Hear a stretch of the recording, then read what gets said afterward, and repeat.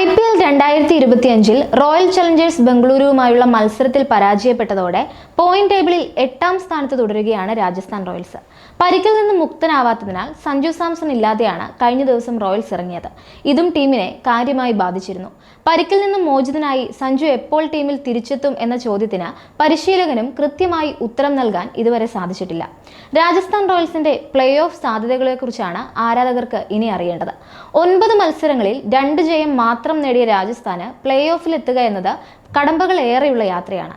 ഇനിയുള്ള മത്സരങ്ങളിൽ ടീം ഉയർന്ന റൺ റേറ്റിൽ വിജയിക്കുകയും നിലവിൽ ടേബിൾ ടോപ്പിൽ സ്ഥാനം ഉറപ്പിച്ച ടീമുകൾ ഇനിയുള്ള മത്സരങ്ങളിൽ പരാജയപ്പെടുക കൂടി ചെയ്താൽ പ്ലേ ഓഫ് സാധ്യത തുറന്നു കിട്ടും. രാജസ്ഥാൻ റോയൽസിന് ഈ സീസണിൽ ഇനി ബാക്കിയുള്ളത് 5 മത്സരങ്ങളാണ്. ഈ 5ലും ഉയർന്ന റൺ റേറ്റിൽ വിജയിക്കണം. അതോടൊപ്പം ടേബിൾ ടോപ്പിലുള്ള Gujarat Titans, Delhi Capitals, Royal Challengers Bengaluru എന്നീ ടീമുകളുടെ പോയിന്റ് 14ൽ ഒതുങ്ങുകയും വേണം. നിലവിൽ ഈ 3 ടീമുകളുടെയും പോയിന്റ് 12 ആണ്. എന്നാൽ ആശങ്കപ്പെടുത്തുന്ന കാര്യം അടുത്ത 5 മത്സരങ്ങളിൽ ഏതെങ്കിലും ഒന്നിൽ റോയൽസ് പരാജയപ്പെടുകയാണെങ്കിൽ പ്ലേ ഓഫ് സാധ്യത അവിടെ അവസാനിക്കും എന്നതാണ്. കരുത്തരായ ഗുജറാത്ത് ടൈറ്റൻസിനെതിരെയാണ് റോയൽസിന്റെ അടുത്ത മത്സരം. നിലവിൽ പോയിന്റ് ടേബിളിൽ 1ാം സ്ഥാനത്തുള്ള ഗുജറാത്ത് ടൈറ്റൻസ് മത്സരത്തിൽ സഞ്ജു ഉണ്ടാകുമോ എന്നതിലും വ്യക്തത വന്നിട്ടില്ല. രാജസ്ഥാന്റെ ഹോം ഗ്രൗണ്ടിൽ വെച്ചാണ് ഈ മത്സരം നടക്കുക. തുടർന്ന് മെയ് 1-ന് ഇതേ വേദിയിൽ 5 തവണ ചാമ്പ്യന്മാരായ മുംബൈ ഇന്ത്യൻസിനെതിരെയും റോയൽസ് ഇറങ്ങും.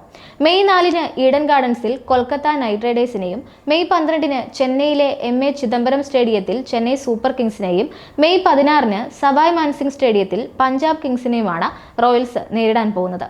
അടുത്ത മത്സരത്തിന് മുൻപായി സഞ്ജു ഫിറ്റ്നസ് വീണ്ടെടുക്കുമോ എന്നറിയാനും ആരാധകർ കാത്തിരിക്കുകയാണ്. ഡൽഹി ക്യാപിറ്റൽസിനെതിരെ ബാറ്റ് ചെയ്യുന്നതിനിടെ പരിക്കേറ്റ് പുറത്തുപോയ സഞ്ജു LSGക്കെതിരായ മത്സരത്തിലും കളിച്ചിരുന്നില്ല. റിട്ടയർഡ് ഹർട്ടായ ശേഷം തുടർച്ചയായ 2 മത്സരങ്ങൾ സഞ്ജുവിന് നഷ്ടമായി. സഞ്ജു ടീമിനൊപ്പം ബംഗളൂരുവിലേക്ക് യാത്ര ചെയ്തിരുന്നില്ല.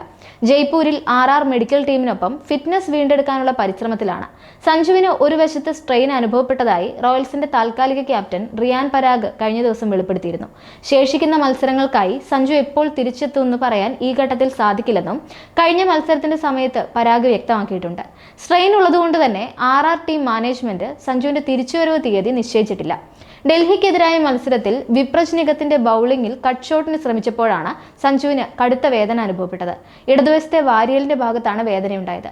ഫിസിയോ സംഘം ഗ്രൗണ്ടിലെത്തി സഞ്ജുവിനെ പരിശോധിച്ച ശേഷം സഞ്ജു ബാറ്റിംഗ് തുടർന്നെങ്കിലും ഒരു പന്ത് കൂടി നേരിട്ട ശേഷം retired hurt ആവുകയായിരുന്നു.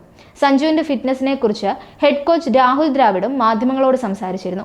Medical team fitness clearance നൽകിയിട്ടില്ലാത്തതിനാൽ തുടർച്ചയായ 2ാം മത്സരത്തിലും സഞ്ജുവിന് കളിക്കാനാവില്ലെന്നും സഞ്ജുവിന് ചെറിയ സൈഡ് സ്ട്രെയിൻ ഉണ്ടെന്നുമാണ് ദ്രാവിഡ് വിശദീകരിച്ചത്.